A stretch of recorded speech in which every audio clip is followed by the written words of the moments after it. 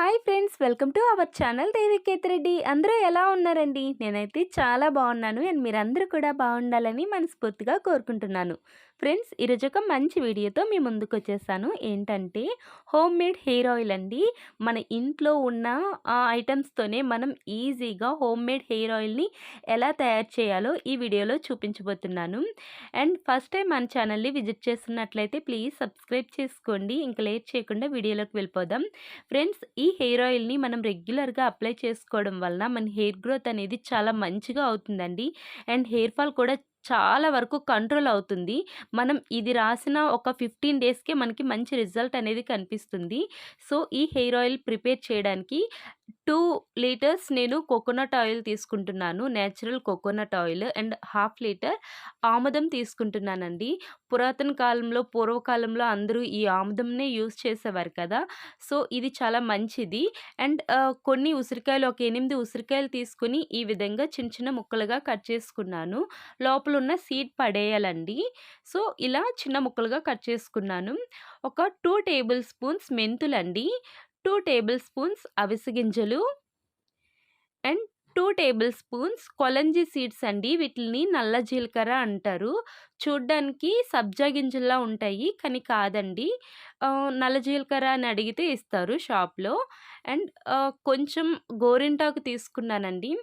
గోరింటాకు ఆహ్, ఒక పెద్ద కప్‌తో తీసుకున్నాను. అంటే మన పిడికెలతో 2 పిడికిళ్ళు ఆకు తీసుకున్నాను. అండ్ కరివేపాకు 2 పిడికెళ్ళు అండ్ కొంచెం మందారాకు తీసుకున్నానండి. ఇవన్నీ శుభ్రం చేసుకున్నాను, ఈ లీవ్స్ అన్నీ కూడా కడిగేసి. అండ్ కొంచెం మందార పూలు కూడా తీసుకున్నాను. అంటే ఇవన్నీ కూడా సేమ్ క్వాంటిటీతో తీసుకున్నానండి, పెద్ద బౌల్‌తో. సో చూస్తున్నారు కదా వీటిల్ని.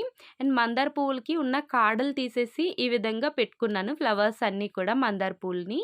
వేపాకుకి ఉన్న రెమ్మలుంటాయి కదా! అవి తీసేసి ఇలా లీవ్స్ ఒక్కటే మనం తీసుకోవాలి. అండ్ అలోవెరా తీసుకున్నానండి. అలోవెరాని ఈ విధంగా పైన ఉన్నది గ్రీన్‌దంతా తీసేసి లోపలున్న పల్ప్‌ని తీసుకోవాలి. సో ఇవన్నీ కూడా నేచురల్ ఇంగ్రీడియెంట్స్ అండి. మనకి చాలా ఎఫెక్టివ్‌గా వర్క్ అవుతాయి. చాలా మంచిది. ఇంగ్రీడియెంట్స్ అన్నీ కూడా నేచురల్ కదా! రిజల్ట్ కూడా చాలా మంచిగా ఉంటుందండి. సో ఇప్పుడు ఈ ఇంగ్రీడియెంట్స్ అన్నీ కూడా యూజ్ చేసి హెయిర్ ఆయిల్‌ని ఎలా ప్రిపేర్ చేయాలో చూపించబోతున్నాను. ఇప్పుడు నేను తీసుకున్న ఇంగ్రీడియెంట్స్ అన్నీ కూడా పూర్వకాలంలో మన అమ్మమ్మలు, నాన్నమ్మలు, తాతమ్మలు ఉపయోగించి హెయిర్ ఆయిల్స్‌ని తయారు చేసుకునేవారండి. అందుకే వాళ్ళ జుట్టు అంత మంచిగా ఉండేది. సో మనం కూడా అదే విధంగా ఫాలో అవుదాం. ఓల్డ్ ఈజ్ గోల్డ్ అంటారు కదా! సో పాతకాలపు పద్ధతులు పాటించడమే ఇప్పుడు ట్రెండ్ అయిందండి. అండ్ అవి కూడా ఎఫెక్టివ్‌గా వర్క్ అవుతున్నాయి కదా! సో మనం కూడా పాటించడంలో తప్పులేదు. సో ఇప్పుడు ఈ ఇంగ్రీడియెంట్స్ అన్నిటిని కూడా నేను మిక్సీలో వేస్తున్నాను. అంటే ఒకేసారి ఇంగ్రీడియెంట్స్ అన్నీ కూడా మిక్సీలో పట్టవు కదండీ! సో అందుకే కొంచెం కొంచెంగా మిక్సీలో వేసుకుంటున్నాను. ఫ్రెండ్స్, అంటే ఇప్పుడు నేను చూపించిన ఇదంతా ఏంటంటే 2 లీటర్స్‌కి నేను ఇంత ఇంగ్రీడియెంట్స్ తీసుకున్నాను, ఇంత క్వాంటిటీ. సో మీరు 1 లీటర్ తీసుకున్నారనుకోండి, కొంచెం క్వాంటిటీ తగ్గించి ఇంగ్రీడియెంట్స్‌ని తీసుకోండి. అంటే ఒక 2 టేబుల్ స్పూన్స్ తీసుకున్నాను కదా నేను ఈ సీడ్స్‌ని, మీరు ఒక 1 టేబుల్ స్పూన్ అలా తీసుకొని అలా ప్రిపేర్ చేసుకోండి ఫ్రెండ్స్. నేను చాలా హెయిర్ ఆయిల్స్ యూజ్ చేశానండి. నేను వాడని హెయిర్ ఆయిల్ లేదు. అన్ని హెయిర్ ఆయిల్స్ మార్చాను. బట్ దేనివల్ల కూడా నాకు అంత రిజల్ట్ అనిపించలేదు. సో అప్పుడు నేను గూగుల్‌లో సెర్చ్ చేసి హెయిర్‌కి ఏంటి మంచిది ఏంటని అండ్ కొన్ని వీడియోస్ కూడా చూసి ఇవన్నీ కూడా రెఫరెన్స్‌గా తీసుకొని ఈ ఐటెమ్స్‌ని సెలెక్ట్ చేసుకొని నేను హెయిర్ ఆయిల్ ప్రిపేర్ చేయడం స్టార్ట్ చేశానండి. సో అప్పుడు నా హెయిర్ చాలా బాగుండేది 3 ఇయర్స్ బ్యాక్. పిల్లలు పుట్టాక ఇంకా నాకు ఇలా తయారు చేసుకొని రాసుకోవడం అవ్వలేదు. సో అప్పుడు నేను ఇంకా హెయిర్‌కి అంత కేర్ తీసుకునేదాన్ని కాదు. సో అప్పుడు నాకు హెయిర్ ఫాల్ చాలా ఎక్కువ అయిపోయిందండి. సో ఇంకా అలా అలా హెయిర్ ఫాల్ అయిపోతుందనేసి నేను మళ్ళీ కూడా ఈ హెయిర్ ఆయిల్ అనేది ప్రిపేర్ చేయడం స్టార్ట్ చేశాననమాట. అంటే ఇలా ఒక్కసారి మనం ప్రిపేర్ చేసి పెట్టుకుంటే మనకి 6 మంత్స్ వరకు మంచిగా ఉంటుందండి, యూజ్ చేసుకోవచ్చు. సో ఈ విధంగా నేను హెయిర్ ఆయిల్‌ని వాడిన తర్వాత నా జుట్టు అనేది అసలు రాలడమే తగ్గిపోయిందండి. చాలా మంచిగా ఉంది. ఫ్రెండ్స్, ఈ ఇంగ్రీడియెంట్స్ మనం మిక్సీ చేసేటప్పుడు వాటర్ యాడ్ చేయకూడదండి. కోకోనట్ ఆయిలే యాడ్ చేయాలి. మనం ఏ ఆయిల్ అయితే తీసుకున్నామో ఆ ఆయిల్‌ని ఇందులో వేయాలండి మిక్సీ చేసేటప్పుడు. ఎందుకంటే తిరగదు కదా మిక్సీ వేసేటప్పుడు. సో, అందుకే ఆయిలే యాడ్ చేసుకోవాలి. వాటర్ యాడ్ చేయకండి. ఇది మాత్రం చాలా ఇంపార్టెంట్. ఎందుకంటే మనం ఆయిల్ మరగబెట్టేటప్పుడు ఈ ముద్ద వేసి మరగబెడతాం కదా! సో, అప్పుడు మనం వాటర్ గాని యాడ్ చేసామనుకోండి ఇంకా చాలా డేంజర్ అనమాట. సో, ఆయిలే యాడ్ చేసుకోండి. సో, ఇంగ్రీడియెంట్స్ అన్నీ కూడా నేను 3 టైమ్స్ ఇలా మిక్సీలో వేసుకున్నానండి. కొంచెం కొంచెంగా ఆయిల్ యాడ్ చేసుకుంటూ మిక్సీ చేసేసాను. సో, ఇప్పుడు మనం పెద్ద గిన్నె తీసుకోవాలండి. అంటే మనం ఆయిల్ ఎంత ఒక 2 లీటర్స్ అనుకోండి తీసుకున్నది. దానికి మనం ఒక 6 లీటర్స్ పట్టే అంత గిన్నె తీసుకోవాలి. అందులోనే మరగబెట్టాలి. ఎందుకంటే ఆయిల్ మరగబెట్టేటప్పుడు పొంగుతుంది కదా! సో, అందుకనే పెద్ద గిన్నె తీసుకోవాలి. స్టీల్‌దే తీసుకోండి. ఇంకా అల్యూమినియం అలాంటివి తీసుకోకుండా స్టీల్ దాంట్లోనే మరగబెడితే మంచిది. సో, మనం ఆయిల్ తీసుకున్నది ఇందులో వేసుకోవాలండి. 2 లీటర్స్ ఆయిల్ తీసుకున్నాం కదా! సో, ఆల్రెడీ ఒక 100 గ్రామ్స్ ఆయిల్ అనేది మిక్సీలో వేసేసాను కదా! సో, ఇప్పుడు మిగతా ఆయిల్ 2 లీటర్స్ ఆయిల్ ఇందులో వేసేయాలి. అండ్ హాఫ్ లీటర్ ఆయిల్ ఉంది కదండీ! సో, ఆముదం నూనె ఉంది కదా! ఆముదం నూనె కూడా వేసుకోవాలి గిన్నెలో. సో, ఈ 2 ½ లీటర్స్ ఆయిల్ కూడా ఈ గిన్నెలో వేసుకోవాలి ఈ విధంగా. ఇప్పుడు మొత్తం అంతా కూడా ఒకసారి కలుపుకోవాలండి. సో, ఈ విధంగా కలపకపోతే మనం కలపకుండా స్టవ్ పైన గిన్నెతో ఇలా పెట్టేసామనుకోండి అడుగంటుకుపోతుంది, మాడిపోతుంది. సో, అలా కాకుండా ఒకసారి మొత్తం మిక్స్ చేసేయాలి నీట్‌గా ఈ విధంగా. ఈ ముద్దంతా కూడా ఈ విధంగా కలిపేసాక కలర్ చూస్తున్నారు కదా! గ్రీన్ కలర్‌లో ఉంది. సో, స్టవ్ ఆన్ చేసుకొని స్టవ్ పైన ఈ ఇది గిన్నె పెట్టుకోవాలండి.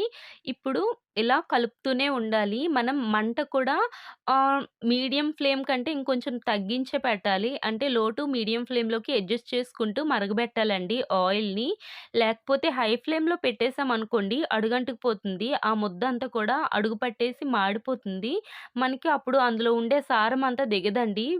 సో, ఈ విధంగా మనం లో ఫ్లేమ్‌లో పెట్టుకుంటూ, కలుపుకుంటూ మరగబెట్టుకోవాలి ఆయిల్‌ని. సో, చూస్తున్నారు కదా! కలరు చేంజ్ అవుతుంది. అంటే మనం వేసిన ఇంగ్రీడియెంట్స్ అన్నీ కూడా ఆయిల్‌లోకి దిగుతుందండి. సో, అప్పుడే ఆయిల్ అనేది ఈ విధంగా కలర్ చేంజ్ అవుతుంది. సో, ఈ విధంగా కలుపుతూ ఉండాలి. ఏంటంటే మనం వేసిన ఆ ముద్దుంది కదా! ఆ ముద్దనేది డార్క్‌గా అయిపోవాలి. అంటే ఇప్పుడు మనం ఏదైనా తాలింపు వేస్తే మాడిపోతుంది చూడండి. ఆ విధంగా అయిపోవాలి ఆ ముద్దనేది. సో, అది ఫస్ట్ అనేది చూడండి మీరు ఆహ్, లైట్ గ్రీన్ కలర్‌లో ఉంది కదా! సో, కొంచెం కలర్ చేంజ్ అయింది. ఇప్పుడు చూస్తున్నారు కదా!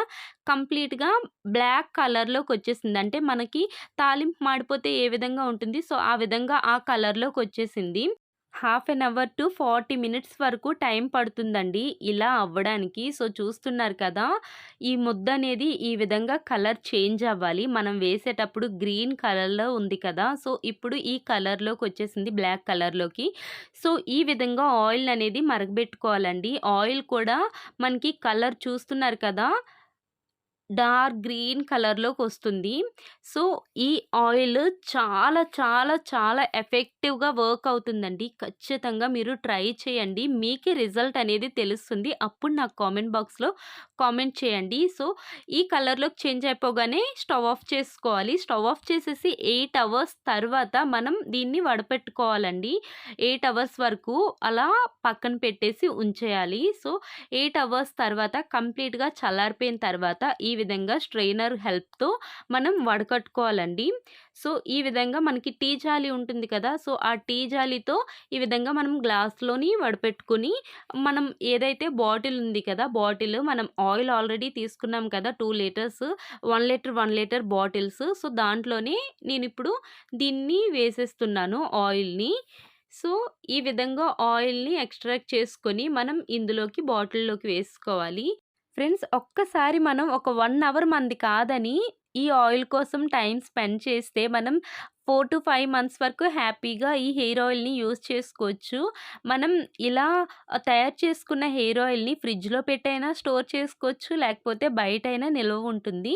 బట్ ఎక్కువ ప్రిపేర్ చేసేటప్పుడు మీరు ఒక బాటిల్ ఫ్రిడ్జ్‌లోని, ఒక బాటిల్ బయట పెట్టుకొని యూజ్ చేసుకుంటే మంచిది. సో, ఈ విధంగా ఈ హెయిర్ ఆయిల్‌ని తయారు చేసుకోవాలండి.